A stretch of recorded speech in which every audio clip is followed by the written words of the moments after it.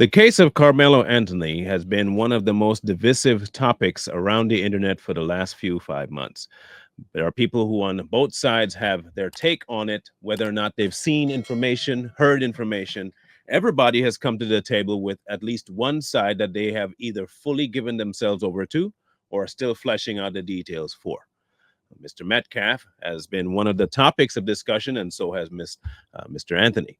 The problem here is that we don't have a whole lot to go on except for people's information from either having seen, not being seen, hearsay, some fact, and we cannot piece together what is real and what is fake. We do understand one very important thing, though, that we all need to park some of the emotions just for a minute to get to at least what we do know and separate that from what we feel. So, all we're going to give right now is the breakdown of the timelines of what has happened so far and what exactly is supposed to transpire in the next couple of months. While there has not been a actual court date set for the hearing, we do know that they have kind of come together to start the process for it by issuing a call for what they consider the charges are. And right now, it's murder. What's going to happen? Unknown. No one has really been very forthcoming about what video footage there is out there. There have been some news outlets that say they have sent reporters to see it, and what they come back with is very, very minuscule.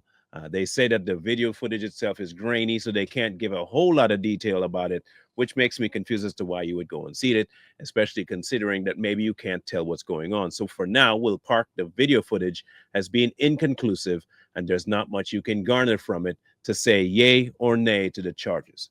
What we do also know is that there is the parents on both sides have something to say about their child, and both consider each child a stand-up student, which they both were academically, and they were both stand out in their field when it comes to sports.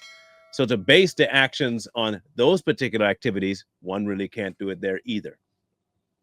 The problem, secondarily, is that we have two different people, Carmelo Anthony and Austin Metcalf, who seemingly didn't know each other, and they met in a situation that became one of the most explosive interaction between two individuals one has ever seen for at least this year. One ended up losing his life because of a stab wound to the heart, and the other one is now facing possible life in jail because of the actions they took. We're not here to discuss the rights, the wrongs, whose side we're on, whose sides we're not. We're simply presenting the issue as it stands right now. Because if we are going to be avoiding what could possibly be a racial civil war in this country, we have to be able to learn how to park emotions, what we want, what we feel, and focus on what we know. And since we don't know a whole lot, and the only person that really knows what happened there were the people on site, and they have not been speaking very much about it, including up to at least Carmelo and the brother of Austin. The brother said that he had, at the time, that Austin did indeed grab Carmelo to get him out of the tent. And I've heard conflicting stories that he grabbed the bag to throw it out. And right now, those stories have been coming in, and no one really knows which one is still true. Was he speaking out of emotion because he was distraught, or was he speaking out of what he actually saw? We don't know yet. Is Carmelo going to face life? He's being charged as an adult, so yes, it's on the table. Will he get it? We don't know because none of the information that we would love to see is out in the open for us to witness. What we do understand is that right now in the public light, everything is haywire. There are some on each side, some on the groups that are for Carmelo Anthony are wishing that more people would do what he did, not even knowing the situation. There are people on the other side who are wishing ill on Carmelo because they don't even know what happened, but they're thinking based on what they heard, he deserves something. Both sides on that extreme ends are indeed wrong. We can at least stand on that because while this might have been a tragic situation for both people involved, we do not need volatile adults trying to flame things on by making such crazy statements as to insinuate that if you are pro or against, you deserve to have the same treatment done to you. That's insane. That's asinine. That's one of the dumbest takes you could ever have because you were not involved in a situation that brought about that result. So to create a situation tells me that all you're doing is trying to function in dysfunction, and nothing can function that way. For what we know right now, The case is pending. Prosecution and defense are waiting to hear an actual date for when this trial will kick off. We have no idea when that will be, whether that will be this year, next year, we don't know. What we do know right now is that there is footage of the area, whether it's grainy, seeable, not seeable, distinguishable, unknown. And we do know that both the defense and the prosecution have a large task ahead of them, one to prove something, one to disprove something. What we're asking people to do is to calm down. Please calm down. The people that really hate both sides are wanting us to be like this. They want us to interact with this based on emotion and what we feel, not what we know, what we feel. And while I do understand the powerful ideas that can be put out because emotions are so high, we can only ask you to temper that. And at least for now, put the emotions on the back burner until you know more about the case.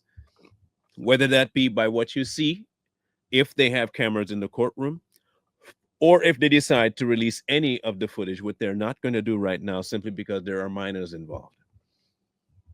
At the end of the day, we don't know a lot about this, but a lot has been said, a lot has been insinuated, a lot has been put out by people who weren't there in order to fan the flame of anger and rage in this country.